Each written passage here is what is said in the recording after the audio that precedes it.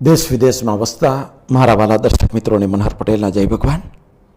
મિત્રો, 12મો અધ્યાય ભક્તિ યોગ ચાલે એની અંદર આપણે છેલ્લે વાત કરી કે હે અર્જુન, તું ચિત્તને મારામાંના પરોવી શકે, મનને મારામાંના પર મને પામવાની ઈચ્છા રાખ. એ પણ ન કરી શકે તો મારા માટે કર્મ કર, અને એ પણ ના કરી શકે તો છેલ્લો રસ્તો બતાવ્યો, માત્ર સર્વ કર્મ ફલ ત્યાગી.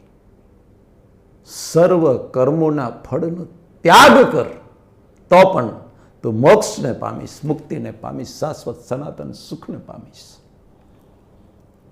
સર્વ કર્મોના ફળનો ત્યાગ કર એટલે શું મિત્રો? સર્વ કર્મોના ફળનો ત્યાગ કર.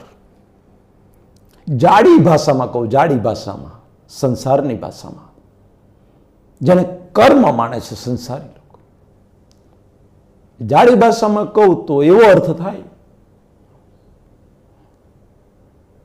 કે હું શિક્ષકનું કર્તવ્ય, શિક્ષકનું કર્મ કરું છું, નોકરી કરું છું.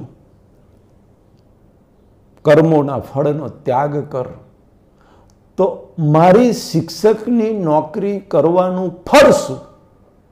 તો કે દર મહિને પગાર. તો એ પગારને છોડી દેવાનો, એ કર્મ ફળ થયું. શિક્ષકનું કર્મ, મારું કર્મ, અને એનું ફળ સ્વરૂપે મને શું મળે છે? ફળ શું મળે છે? તો કે મને સરકાર પગાર આપે છે. તો એનો ત્યાગ કરી દેવાનો, પગાર નહીં લેવાનો. મારો બધો પગાર લોકોને આપી દેવાનો, ધર્મ વાપરી દેવાનો, પરોપકાર પરમાર્થ માટે વાપરી દેવાનો. સાહેબ, બૈરો છોરો બીજા દાનના હાડ દંડો લઈને, બૈરો કહે છે કે મને પેદા શું કામ કર્યો, અને ઘરવાળી કહે છે કે 1000મો અને વચ્ચે 4 ફેરા ફરી મન લાયા શું કોમ? તમારામાં ત્રેવડે નથી તો નરસિંહ મહેતા થઈ જવું હતું, અને આ બધું ભેલાડી દેવું હતું, પગાર બધો ભેલાડી દેવો હતો. અમન ખવડાવશો શું? લાયા છો? સાહેબાની વાત નથી કરી, આ જાડી ભાષાની વાત કરી મેં તમને. જાડી ભાષા, લોકો જેને સમજે છે. ધંધો માણસ કરે યાર, શાના માટે કરે? કોઈ પણ ધંધો નફો કમાવાના હેતુથી થાય. કારણ કે મારો સબ્જેક્ટ છે, હું બિઝનેસ એડમિનિસ્ટ્રેશન ભણાવું છું 12મા ધોરણમાં, એટલે એમાં ધંધાનું પહેલું જ લક્ષ્ય ના આવે કે નફાનો હેતુ. કોઈ પણ ધંધો નફાના હેતુ વગર શરૂ થઈ શકે નહીં. એ ચાની લારીવાળો હોય, 5 સ્ટાર હોટેલવાળો હોય કે ધીરુભાઈ અંબાણી હોય, નફાના હેતુ વગર, આશય વગર કોઈ પણ માણસ ધંધો શરૂ કરી શકે નહીં. કારણ કે નફો એ ધંધાનું ચાલક બળ છે. પેટ્રોલ વગર 4 વ્હીલ ના ચાલે, એવી રીતે નફા વગર કોઈ પણ ધંધો ચાલે નહીં. નફાનો આશય હોય હોય હોય ને હોય, અને સેવા માટે જે કરતો હોય એને ધંધો ના કહેવાય. તો હું ધંધાના આશયથી, નફાના આશયથી ધંધો કરું છું, કર્તવ્ય કર્મ કરું છું, એના ફળ સ્વરૂપે મને નફો મળે છે, તો ત્યાગ કરી દેવાનો નફાનો. આ જાડી ભાષા. ભગવાન ગૂઢ રહસ્ય એમને એમ નથી બોલ્યા, બરાબર સમજો. ગીતામાં સૌથી શ્રેષ્ઠ કહ્યું છે સર્વ કર્મોના ફળનો ત્યાગ. અર્જુન, સર્વ કર્મોના ફળનો ત્યાગ કરીશ તરત તું પરમ શાંતિને પામીશ. આવું બોલ્યા છે અર્જુન. પહેલા કહ્યું મારામાં મન પરોવ, એ ના કરી શકે તો મને પામવાની ઈચ્છા રાખ. એ ન કરી શકે તો મારા માટે કર્મ કર. એ ન કરી શકે તો સર્વ કર્મોના ફળનો ત્યાગ કરીશ ને તો પણ તું પરમ શાંતિને પામીશ. સર્વ કર્મ ફળનો ત્યાગ આગળ ભગવાન બોલી શકી જાય. જ્યાં કર્મ શબ્દ વાપર્યો છે એની ચોખવટ ભગવાને કરી દીધી છે, અને મેં પણ કરી છે. કર્મમાં અકર્મ ને અકર્મમાં કર્મ જુએ છે. એ સાચું જુએ છે. કર્મની ગતિ અતિ ગહન છે. જ્યાં જ્યાં કર્મ શબ્દ વપરાય છે ત્યાં ભાવ કર્મની વાત કરી છે સાહેબ. જ્યાં બીજ પડે છે, કર્મનું બીજ પડે છે, જ્યાં કર્મ બંધાય છે, ભાવ કર્મની વાત કરી છે. કર્મ ફળનો ત્યાગ કર, જન્મથી મોત સુધી જીવ માત્ર બોલું છું સાહેબ, સમજો. આ બ્રહ્માંડનો જીવ માત્ર, જન્મથી મોત સુધી બ્રહ્માંડના જીવ માત્રની ક્ષણે ક્ષણે જે પ્રકૃતિ ઉકલી રહી છે એ માત્ર ને માત્ર પરિણામ છે. એ કર્મ બીજ નથી, એ કર્મ ફળ છે, એ રિઝલ્ટ છે, એ પ્રારબ્ધ છે, એ પરિણામ છે સાહેબ. 100%. આપ માનો યા ના માનો, આપની મરજી. મનહરભાઈને જે પ્રાપ્ત થયું છે, જે ટપાલ કુદરતે આપી છે, એ ડિટ્ટો ટપાલ, એમાં એક અક્ષરનો ફેરફાર કર્યા વગર, એનું કવર તોડ્યા વગર એ જે ટપાલ તમને આપી રહ્યો છું. એટલે સમજો બરાબર. સર્વ કર્મોના ફળનો ત્યાગ કરી દીધો. સ્થૂળ ત્યાગની વાત નથી કરી સાહેબ. અંદરથી દ્રષ્ટિથી ત્યાગ કરવાનો છે.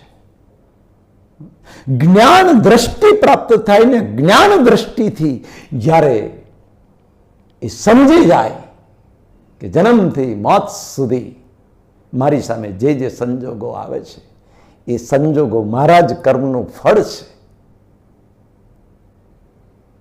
અને એનો ત્યાગ એટલે એમાં રાગે નહીં અને એમાં દ્વેષે નહીં. સારું ફળ આવે તો એના પ્રત્યે રાગ નહીં, ખરાબ ફળ આવે તો એના પ્રત્યે દ્વેષ નહીં, સુખ આવે તો એનો રાગ નહીં, અને દુઃખ આવે તો એનો દ્વેષ નહીં.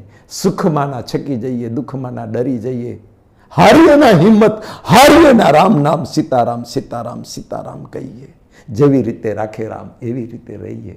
આપણા સંતો ને મહંતો કહી ગયા છે યાર, મારી અપેક્ષા મુજબનું ફળ આવે કે ના આવે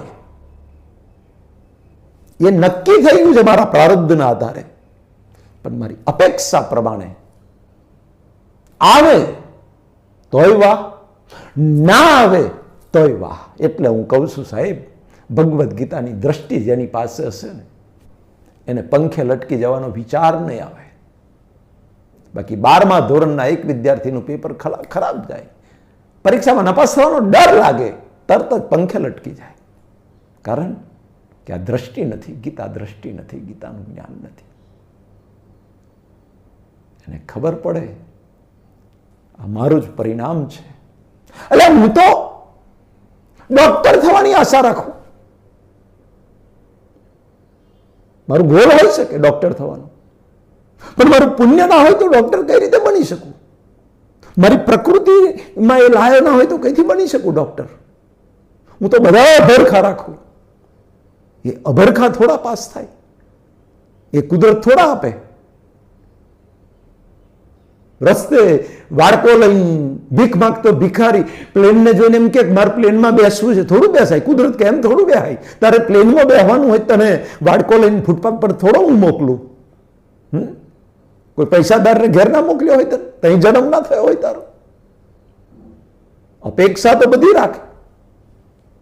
કુદરત કે સર્વ બધા જ કર્મોના ફળનો ત્યાગ કર, અંદરની દ્રષ્ટિથી ત્યાગ કર. ગમે એવા સંજોગો આવે, મારી અપેક્ષા પ્રમાણેનું ફળ મળે કે ના મળે,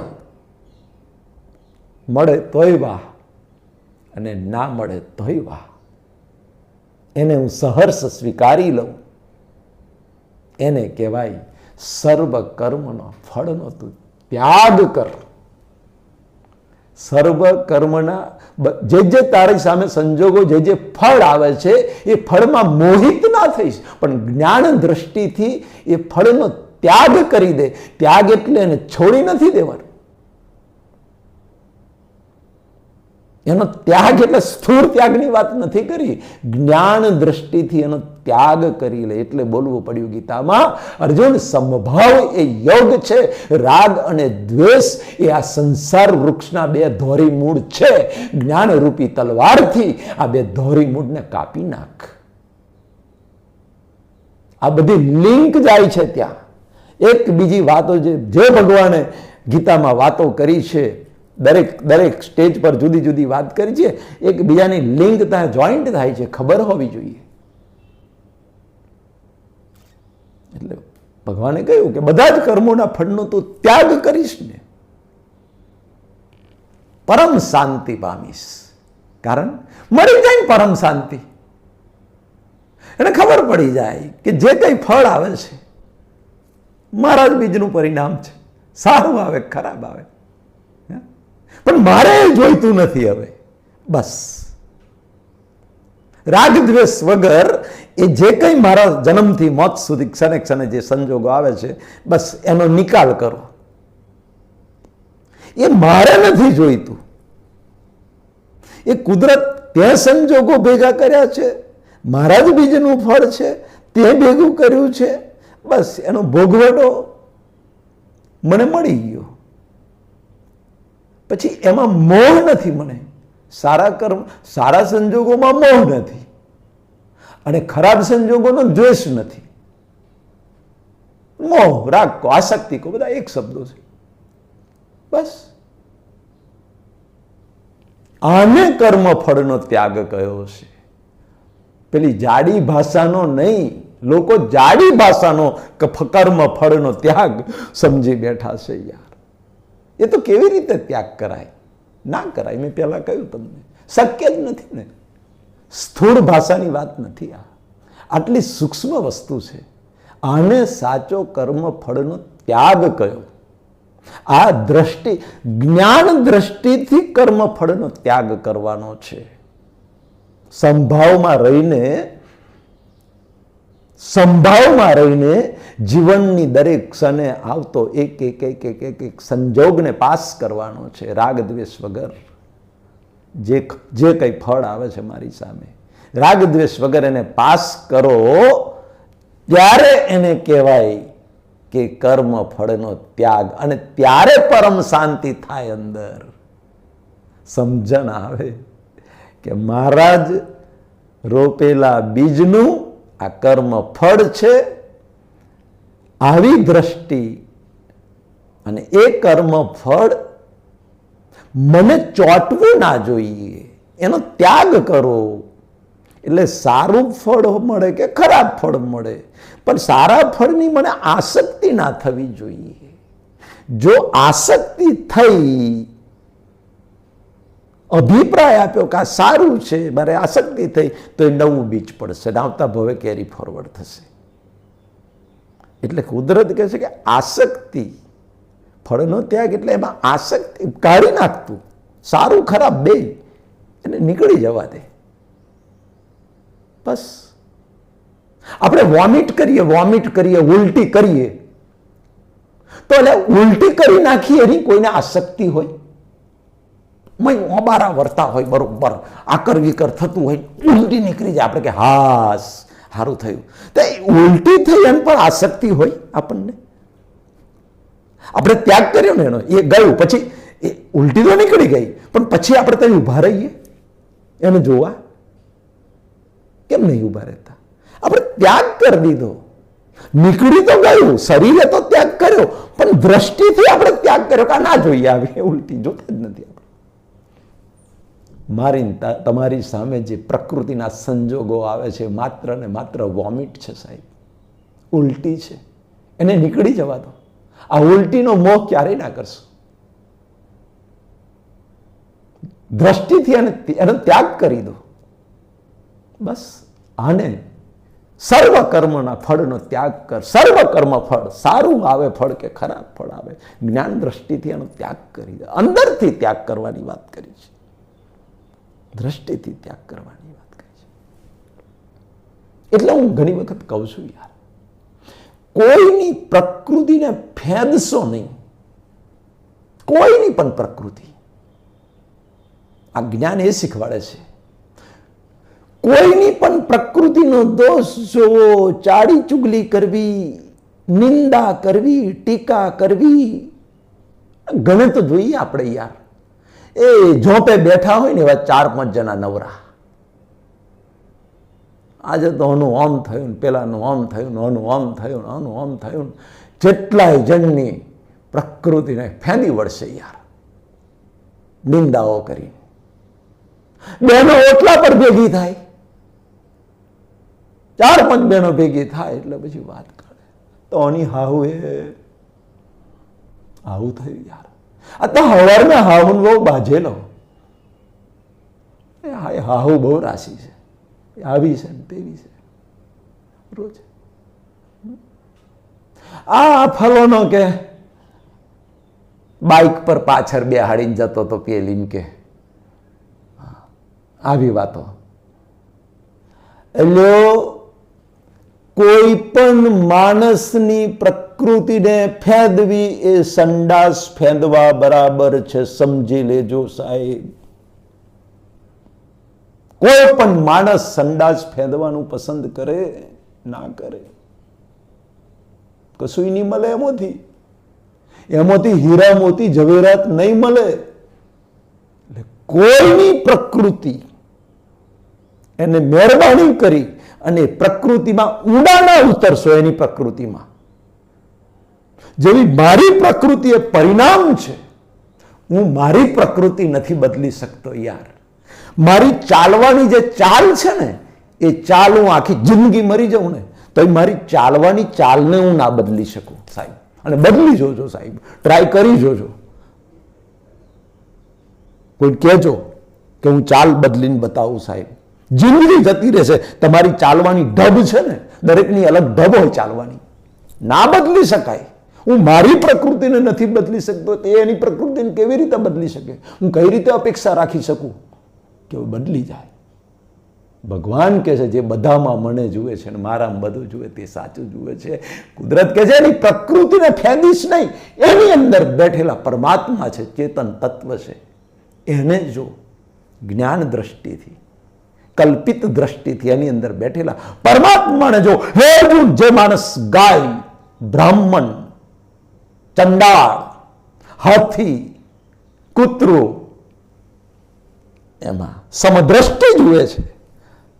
સમદ્રષ્ટિ કઈ રીતે પ્રાપ્ત થાય? બધા તો અલગ અલગ છે. વ્યવહારિક દ્રષ્ટિએ, સ્થૂળ દ્રષ્ટિએ તો બ્રાહ્મણ એ અલગ છે, હાથી છે, કૂતરું છે, ચંડાળ છે, અલગ છે. બધામાં સમદ્રષ્ટિ. કઈ સમદ્રષ્ટિ? તો કે બધામાં ચેતન તત્વ એક સરખું છે, અંદર પરમાત્મા છે. એ પરમાત્માને જુઓ સાહેબ. દરેક જીવની અંદર જે ચેતન તત્વ, જે પરમાત્મા બેઠો છે ને, અનંત શક્તિ વાળો છે. મારી અંદર જે પરમાત્મા છે ને એ જ એનામાં છે. એક રાયના દાણા જેટલો તફાવત નથી બંનેની અંદર. ગુને કરીને બંને એક સરખા. ગીતાની અંદર આત્માના ગુણો જે કયા છે, અવિનાશી, અકર્તા, નિર્ગુણ, અવ્યક્ત, અવર્ણનીય, એ બધા જ ગુણો મારામાંય છે, તમારામાંય છે. આ દુનિયાના જેટલા જીવો છે, બ્રહ્માંડના જેટલા જીવો છે, એ બધા જ જીવોની અંદર, જે આત્માની અંદર, બધાની અંદર એક સરખા ગુણો છે. માટે એની અંદર બેઠેલા પરમાત્માને નમસ્કાર કરો સાહેબ. અને બીજા માણસની અંદર પરમાત્મા દેખાતા થશે, આ દ્રષ્ટિ પ્રાપ્ત થશે. અને દિવ્ય ચક્ષુ કયા યાર? આ દિવ્ય ચક્ષુ, જ્ઞાન ચક્ષુ પ્રાપ્ત થાય ને, ચામડાની આંખોથી નહીં દેખાય, આ જ્ઞાન ચક્ષુથી જોવાની વસ્તુ છે. અને પરમાત્મા જોશો ને એની અંદર સાહેબ, જીવનની બાજી સુધરી જશે. એની સાથે હિસાબ નહીં બંધાય, પણ એની પ્રકૃતિને ફેંદશો, એના દોષોને જોશો, પાપનું પોટલું બંધાશે સાહેબ. અને એની પ્રકૃતિના દોષો જોઈને એને કંઈક કહેશો, એની સાથે કંઈક એ વેર બાંધશો, તો એ હિસાબ બંધાશે. પ્રકૃતિને પ્રકૃતિ તરીકે જુઓ. એનો અર્થ એવો નથી કે ઘરમાં બાળક ધમાલ કરતું હોય, મસ્તી કરતું હોય, ચોરી કરતું હોય, દારૂ પીતું હોય, જુગાર રમતું હોય, એની પ્રકૃતિ, એવું નહીં કહેવાનું. ઉપલક રોલ તો જબરજસ્ત હોવો જોઈએ, નાટકીય. એ છોકરાને બધું કહેવાનું, સારું ખરાબ છે બધી રીતે સમજાવવાનું એને. એક બાપ તરીકેની ફરજ, બધા જ કરો પ્રયત્નો કર્યા પછી એ સુધરે કે ના સુધરે એ એની પ્રકૃતિ લઈને આવ્યો છે. બસ ત્યાં તમારે હાથ હેઠા મૂકી દેવાના, અને મૂકી દેવા પડે છે. બાપાની ભોંય ઝાલીને મારે તમારે. મારા છોકરાને હું ડૉક્ટર બનાવવો હતો, બહુ પ્રયત્નો કર્યો, સારામાં સારી સ્કૂલમાં મૂક્યો, વર્ષે લાખ રૂપિયા ફી ભરતો હતો. 10મા ધોરણ પછી વંઠી ગયો અને સોબત અવરીમાં દારૂડિયો થઈ ગયો, જુગારીઓ થઈ ગયો, સટ્ટાખોરી થઈ ગયો. કેમ ભાઈ? મારે તો ડૉક્ટર બનાવવો હતો, કેમ ના બન્યો? અને બીજો છોકરો બહુ સારો નીકળ્યો, ડૉક્ટર બન્યો. મેં બનાવ્યો ડૉક્ટર, તો તઈ કેમ દારૂડિયો મેં બનાવ્યો એમ? હા, પેલો મોટો તો ડૉક્ટર બન્યો ને આખા ગામમાં સમાજમાં કહે છે મારા છોરાને મહિને લાખ રૂપિયા ફી, MBBSમાં 5 લાખ રૂપિયા આટલું ડોનેશન ભર્યું, મારા છોરાને મેં ડૉક્ટર બનાવ્યો. પણ બીજો દારૂડિયો બન્યો, આખા સમાજમાં ઢંઢેરો પીટું છું, ડૉક્ટર બન્યો, ડૉક્ટર મેં બનાવ્યો, ડૉક્ટર બનાવ્યો મારા છોરાને. બીજા છોરાનો ઢંઢેરો પીટ સમાજમાં કે મેં દારૂડિયો બનાવ્યો. પેલોય તારો છોરો, આય તારો છોરો છે. બે માટે ત્યાં જ પૈસા ખર્ચ્યા છે, બેને ત્યાં જ સંસ્કારો આલ્યા છે, ત્યાં જ મોટા કર્યા છે. કુદરત કે અહીં લઠ્ઠો પડે છે, પેલાનો યશ તું લઉં છું અને અહીં એના પ્રારબ્ધ પર છોડું છું. એટલે આવો સિદ્ધાંત હોય, વિરોધાભાસ વિજ્ઞાન હોય કોઈ દિવસ? ભારતમાં સફરજન ઉપરથી નીચે પડે અને આફ્રિકામાં સફરજન નીચેથી ઝાડ પરથી ઉપર જાય, એમ વિજ્ઞાન કહેવાય, એમ સિદ્ધાંત કહેવાય. એને ન્યૂટનનો ગુરુત્વાકર્ષણનો સિદ્ધાંત કહી શકાય ખરો કે પૃથ્વીમાં ગુરુત્વાકર્ષણ છે? એ વિજ્ઞાન ખોટું પડે. નિયમ તો એક જ હોય, સિદ્ધાંત એક હોય, એને વિજ્ઞાન કહેવાય સાહેબ. સિદ્ધાંત બધા માટે સરખો. ડૉક્ટર તે બનાવ્યો તો દારૂડિયો તે જ બનાવ્યો, તું જ જવાબદાર છે. ડૉક્ટરનો કરતા તું છું તો દારૂડિયા છોરાનો કરતા પણ તું જ છું. માણસ જ્ઞાન જ્યારે ખબર પડી જાય ને યાર, પરમ શાંતિ થઈ જાય, પરમ શાંતિ થઈ જાય. ડિપ્રેશન, ટેન્શન, ભય, ભીખ બધું ગાયબ થઈ જાય યાર. એ એની પ્રકૃતિમાં લઈને આવ્યો છે. પ્રયત્નો કરી છૂટો, આપણે ભાવ કરી છૂટો અંદર. મારો છોરો ડૉક્ટર બને એવા ભાવ કરવાના, ભાવ સારા કરો. ભાવ પ્રમાણે ઉદય આવે પણ ખરો અને ના પણ આવે, અને ના આવે તો ડિપ્રેસ ના થશો. ત્યાં ગીતાનું જ્ઞાન યાદ કરો. હે અર્જુન, જ્ઞાની પુરુષ પણ પોતાની પ્રકૃતિ પ્રમાણે વર્તે છે. એમાં નિગ્રહ, અંકુશ કરવાનો, આગ્રહ રાખવાનો કોઈ અર્થ નથી. જ્ઞાની પુરુષ એની પ્રકૃતિને ના બદલી શકતો હોય તો જે દીકરો દારૂડિયાની પ્રકૃતિ લઈને આવ્યો છે એને તમે ગમે એટલા પ્રયત્નો કર્યા, આપણે બધા પ્રયત્નો કરી છૂટ્યા, છતાંય દારૂડિયો બની ગયો. પહેલાંય મેં ઉદાહરણ આપેલું, અત્યારે ફરી કહું છું. મારા staff member, teacher, BSc B.Ed, ત્રણેય છોકરાને ભણાવવા માટે, શિક્ષક શું ના કરે યાર, ત્રણેય છોકરાને ભણાયા, ટ્યુશનો બંધાયા, બધું કર્યું. એમને તો ઈચ્છા હતી કે હું શિક્ષક છું, મારા ત્રણેય છોકરાઓ શિક્ષક બને, કોઈ એન્જિનિયર બને. 12મા ધોરણ પછી મારા હાથે ભણાયેલા છોકરાઓ, ત્રણ છોકરાઓ અઠંગ દારૂડિયા થઈ ગયા.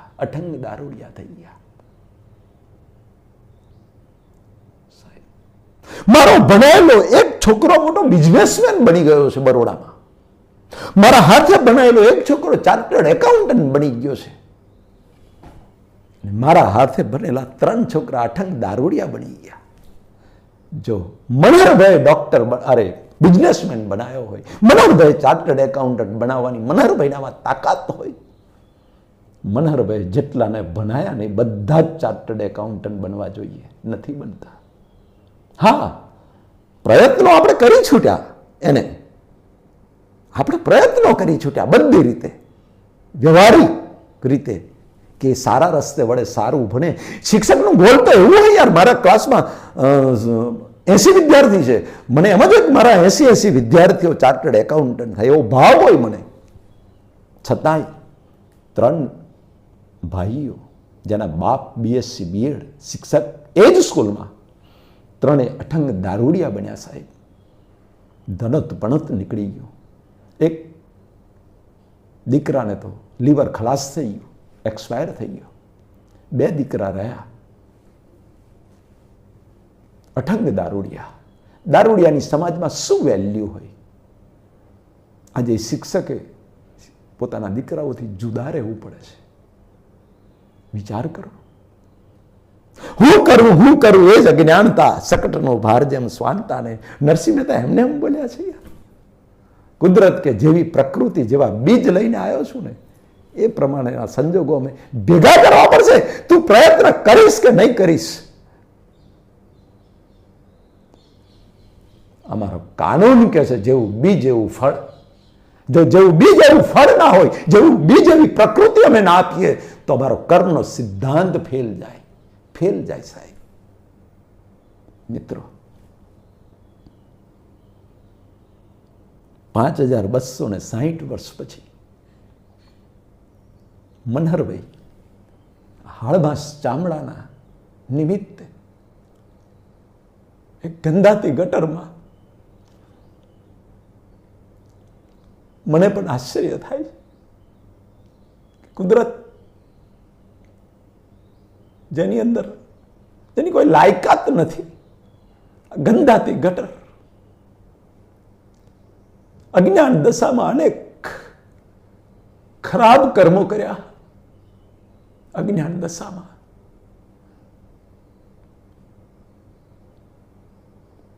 જસન લૂંટારો, જેટલા માથાના વાળ સતીરાની, એટલા વકર્મ, એટલા પાપો મેં કર્યા. આ પાપી નીચ અધમ ખોડિયું, જેની અંદર કામ, ક્રોધ, લોભ, મોહ, વિષય વિકારો ભરેલા છે. ખોડિયાને લાયકાત નથી સાહેબ. 1% આમાં લાયકાત નથી. છતાં આ ખોડિયાને કુદરતે નિમિત્ત બનાવ્યો. વગર લાયકાતે કોઈ લાયકાત નથી મારી. એનું ઋણ હું કુદરતને ક્યારેય નહીં ચૂકવી શકું. આ ઋણ ક્યારેય નહીં ચૂકવી શકું. અજ્ઞાનના અંધકારમાંથી પરમ જ્યોતિની અંદર કુદરત મને લઈ ગઈ છે. મિત્રો, કુદરતની ઈચ્છા હશે ત્યાં સુધી આ જ્ઞાન ચાલુ રહેશે. આપણા બધાનો પુણ્યનો ઉદય થયો છે. એટલે આજે 5260 વર્ષ પછી ડિટ્ટો ઝેરોક્સ કોપી, મને પણ કલ્પના નહોતી કે આટલી સરળ ભાષામાં આ જ્ઞાન વહેતું થશે સાહેબ. અને તે પણ આવી ગંધાતી ગટરમાં.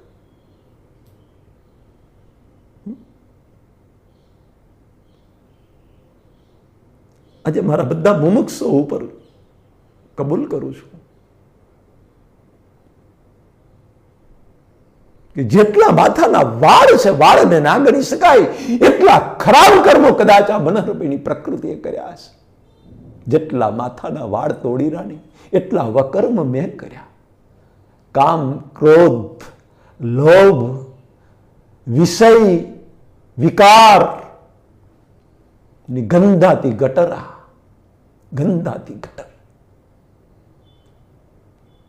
એને તે કઈ રીતે કોઈ લાયકાત વગર યાર એને તે નિમિત્ત બનાવ્યા આવડા મોટા જ્ઞાન માટે. પણ કુદરતનો કાનૂન કે છે યાર, મને લો ઓફ નેચર પર પૂરો વિશ્વાસ છે. બીજ વગર ફળ ક્યારેય ના હોય. આફર સિદ્ધાંત છે. પાછલા અનંત ભાવ, અનંત જન્મોથી સાહેબ આના બીજ આના ભાવ કરતા કરતા કરતા કરતા આયા. જ્ઞાન જોઈએ છે. આ દેહના નિમિત્તે હજારો લોકો આ જ્ઞાનને પામે. એવા અનંત જન્મોના ભાવનો ઉદય થયો છે સાહેબ. ત્યારે મને તમને આ જ્ઞાન પ્રાપ્ત થયું છે આપણને. તે બદલ કુદરતનો ખૂબ ખૂબ આભાર માનું છું, આભાર વ્યક્ત કરું છું મિત્રો. પરમપિતા પરમાત્મા મારા વાલા દર્શકોને લાભવું અને નિરોગી આયુષ્ય આપે હૃદયથી પ્રાર્થના. મનોહર પટેલના જય ભારત, જય હિન્દ, જય ગુજરાત.